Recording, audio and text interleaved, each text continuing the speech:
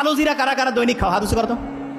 আচ্ছা, অনেকে কালো জিরা খায় না। শোনো, আমি তোমাকে সত্যি কথা বলি, কালো জিরা ব্রেইনের যে ইনফেকশন হয় না, ব্রেইনের খোসর মোসর, এইটা ধ্বংস করতে, এইটার বিরুদ্ধে ফাইট করতে সবচেয়ে ভালো একটা উপাদান হচ্ছে কালো জিরা। কি নাম বলো?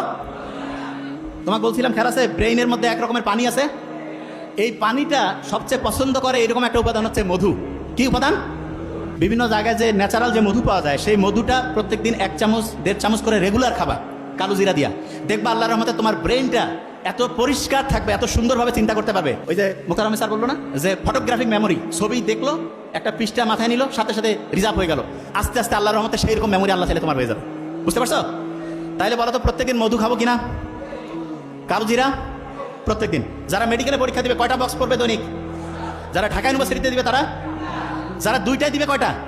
6টা। 2টায় দিলে 6টা। আচ্ছা, হঠাৎ করে মেজাজটা গরম হয়ে যায়, মাথাটা একটু খোঁচর মোচর করে, আছে না এরকম অনেকের? ওই সময় একটা কাজ করবা, সেটাকে বলি, ওই সময় খুব সহজ কাজ, সেটা হচ্ছে কি জানো?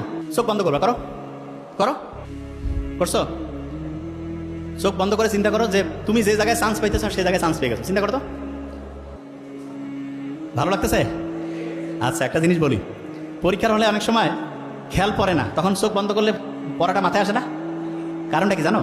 চোখ হচ্ছে আমাদের প্রায় 80% সেন্স, মানে আমরা আমাদের ব্রেইনের যে খরচ 80% চোখ করে। কে করে? শোনো, একজনের চোখের দিকে তাকালে বোঝা যায় না সত্যি বলতেছে না মিথ্যা, এ ভালো চাচ্ছে না খারাপ, বোঝা যায় না। বলে না, চোখটা মানুষের মনের যে প্রতিচ্ছবি, সেটা চোখের মাধ্যমে প্রকাশিত হয়। তোমার একটা পড়া মনে আসতেছে না, তার মানে ব্রেইনে যে জায়গায় পড়াটা রাখছো সেই জায়গা থেকে নেটওয়ার্ক ঠিকভাবে কানেকশন পাচ্ছে না। কানেকশন করার জন্য অনেক সময় তুমি দেখবে হঠাৎ করে তোমার বাসায় কারেন্ট লো ভোল্টেজ হয়েছে বা কারেন্ট চলে গেছে, তখন আমরা এরকম করি না, কিছু কিছু জিনিস বন্ধ করে দিয়ে ফ্যানটা আর যেটা খুব প্রয়োজনীয় সেটা চালু রেখে আমরা সব বন্ধ করে দেয়, যে ভোল্টেজটা একটু ঠিকভাবে এটা পাও। ঠিক তেমনি করে তোমার ব্রেইনের ভোল্টেজে তখন কম বেশি হয়েছে, এই ভোল্টেজটা তখন কিভাবে আসবে? ঠিক চোখ বন্ধ করছো, করছো না? তখন এই শক্তিটা তো খরচ আর হচ্ছে না, তখন ও খুঁজতেছে পড়াটাকে, এবং পড়াটা খুঁজে আলহামদুলিল্লাহ চলে আসলো। আরেকটা জিনিস দেখবা, হঠাৎ করে তোমার একটা পড়া মাথায় আসতেছে না, দেখিও পরীক্ষার হল থেকে বাড়িয়েছো, ওই সময় মাথায় আসছে, হয়েছে এরকম হয় না?